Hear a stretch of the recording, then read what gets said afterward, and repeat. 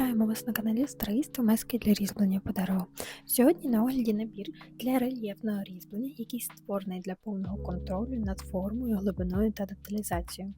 Плоскаста маска забезпечує точну підрізку формування площини та контроль чистої поверхні. Пологаста маска 5-го профілю використовується для м'якого зняття матеріалу та формування плавних переходів, а полога 7-го та 8-го профілю відповідають за формування об'єму.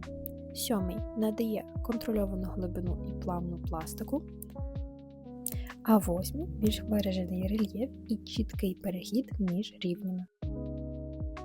Напівкругласта маска 9-го профілю застосовується для глибокої вибірки матеріалу, створення контрасту та підсилення світлового ефекту. Клюкарта 8-го профілю розширює можливості роботи в складних ділянках.